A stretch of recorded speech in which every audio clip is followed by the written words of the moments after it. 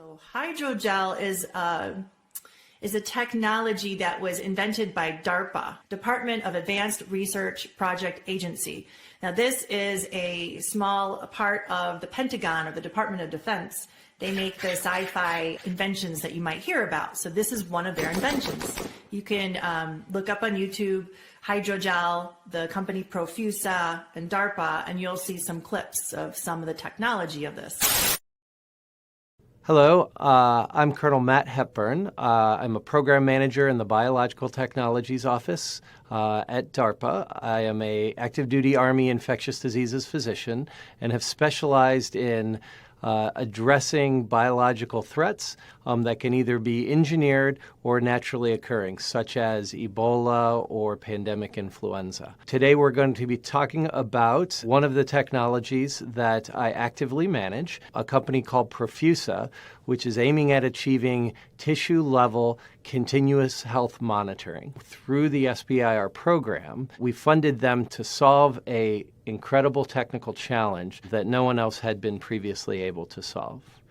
The key innovation that was presented to us is they said, why can't we make a chemical substance that's really identical to what's underneath the skin, what we call the subcutaneous tissue, so that your body doesn't recognize it as a foreign body response. It just incorporates itself into the tissue.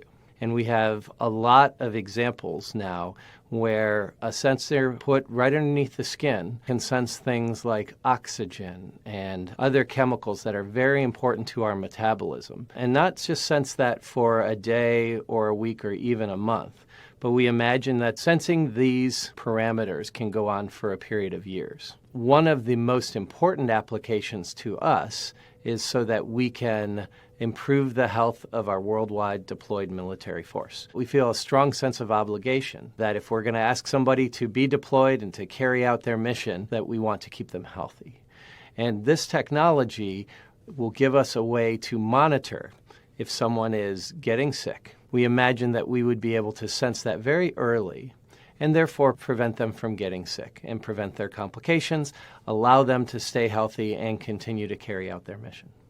In addition, if our technology translates into general health benefit, we're very excited about that. So, in other words, we fund those national security applications. The company finds private sector partnership funding for that general health benefit. And we see it as really a win-win as this technology develops. The fight to stop the coronavirus is going on throughout the U.S. government, including a Pentagon agency known for out-of-the-box innovation. 3 years ago, the Defense Advanced Research Projects Agency, known as DARPA, set the very ambitious goal of stopping disease outbreak in just 60 days. First, on CBS this morning, we have an inside look at that project. It's in the middle of its first real test. Senior investigative correspondent Catherine Herridge is at the Pentagon with more on the story. Catherine, I have to say, I like how these people are thinking, but realistically, how realistic is it, and how soon could it work? Well, good morning, Gail. DARPA has a reputation for being ahead of the curve, and right now they're hunting for the most potent antibodies to combat COVID-19. And while clinical trials can take years, DARPA says it can't wait. People say that's impossible. You can't do it. Well, that's what we're here to do. That's the goal of DARPA. DARPA, one of the Pentagon's most mysterious agencies, is usually hidden. You won't find any signs outside its headquarters in suburban Washington, D.C. But Pandemic Prevention Platform Manager Amy Jenkins told me DARPA inventions are all around us. The internet? The internet? Not just that. Everything from Siri to stealth technology to self-driving cars, even your phone's GPS. Now, with hope of a coronavirus vaccine still uncertain, DARPA is zeroing in on something faster. It's like a temporary fix for COVID-19. A temporary fix. It's meant to put a firebreak around the pandemic. By sifting through the blood of COVID-19 survivors, DARPA hopes to identify and clone the genetic blueprint of the most powerful 1 to 3 antibodies that best fight the virus. We got to find that needle in the haystack. That's a game changer. It is, and it's absolutely revolutionary. DARPA funded 4 teams of antibody detectives. And they push us to levels that, we maybe wouldn't even consider. Blood from the first known COVID-19 survivor in the U.S. was flown here to Rob Carnahan's lab at Vanderbilt University, along with other samples from survivors infected at the outbreak's epicenter in Wuhan, China. After reviewing over 3,000 antibodies, they're now down to just a handful they hope will best combat the virus. Each antibody has its own sort of personality. Yes, it's very good at inhibiting virus, but is it also good at being made? The most potent antibodies will be grown in giant steel tanks that look like beer fermenters called bioreactors. DARPA wants to take the concept to the next level. We have said, rather than doing this in those big bioreactors, let's turn our body into the bioreactor. In upcoming clinical trials, they hope to inject people with the genetic code. It's the blueprint for the antibody, and then the cells take up the blueprint and they're able to produce the antibody themselves. Unlike a vaccine, investigators say these antibodies could provide protection within hours, not weeks.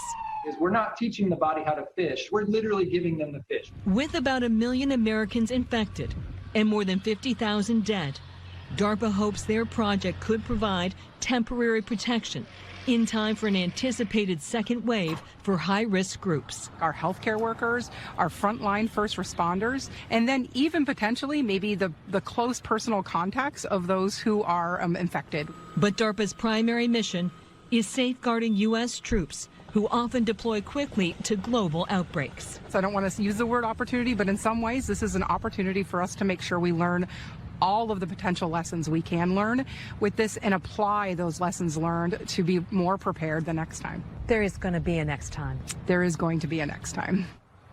On the timeline, the scientists we spoke to said they hope to have identified the best antibodies any day now and start clinical trials as early as this summer. That way, they hope to be prepared if there is another wave of coronavirus later this year, Gail.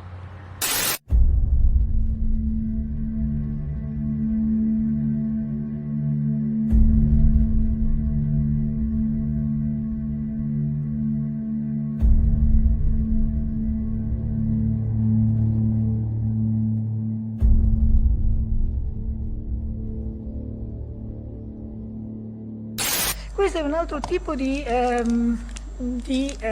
tampone che voi vedete di solito essere già imbustati, è un tampone in questo caso cinese e guardate come è fatto strano, sembra uno scovolino. È fatto tutto di fibre che escono dallo stelo centrale, si dipartono e vanno a grattare proprio fisicamente la superficie interna del naso, la mucosa, mentre l'altro è molto soffice. Questo ha anche delle fibre molto dure che, guarda caso, quando si esercita una certa pressione si possono rompere. Ora, queste fibre possono rimanere all'interno della gola del naso. Qui vedete le fibre ad alto ingrandimento, c'è anche un filamento che non c'entra niente, che era nel tampone, probabilmente sporco o qualcosa del genere. Queste fibre in questo caso sono fatte di silicio zirconio. Questa è una cosa che dal punto di vista biomaterialistico è un po' particolare.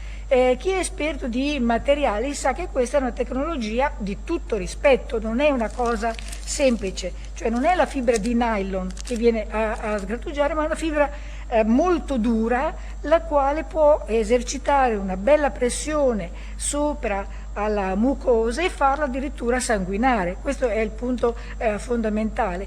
E addirittura vedete che c'è una specie di rivestimento, tutti quei puntini bianchi sono delle nanoparticelle di appunto questo silicio zirconio che vanno a toccare la superficie della fibra, speriamo in modo adesivo, che non si stacchino, perché anche quelle poi rimangono nella mucosa orale, nasofaringea. Questo è un altro tampone biocomma della biocomma Questo è fatto diverso. Come vedete qui ci sono sempre le fibre perpendicolari allo stelo, ma sono molto disordinate. Qui la tecnologia è molto meno importante e sembrano addirittura immerse, imbevute in una specie di plastica, e anche qui vediamo che sono fibre vetrose, perché sono di alluminio silicio, contengono anche qui calcio, c'è anche qui ogni tanto un po' di sporco, quello non si nega mai a nessuno, di un composto zolfo, potassio, calcio, titanio, ferro, che non sappiamo se rimarrà attaccato alle fibre o invece verrà ceduto al paziente. Un altro tipo di tampone, come vedete questo si chiama FLK swab, questo è ancora diverso. Mentre le fibre sono abbastanza simili a un altro di silicio zirconio, questo addirittura ha delle nanoparticelle di argento che aderiscono alla superficie specialmente dello stelo. Qui si vedono molto bene, non si capisce il motivo tecnico per cui ci sono, ma ci sono. Anche qui vedete ad alto ingrandimento queste fibre, anche qui zirconio, silicio, zolfo in grande quantità, titanio, alluminio, però vedete anche delle particelle di argento, AgL argento, e sono queste nanoparticelle che sono deposte sullo stelo. Perché prendersi tanta cura di fare e rivestimenti di silicio zirconio, che qui si vede molto bene, e di aggiungere queste nanoparticelle di argento? Questo è una cosa che a un fisico, a un esperto di materiali, rimane un po' ignota, devo dire.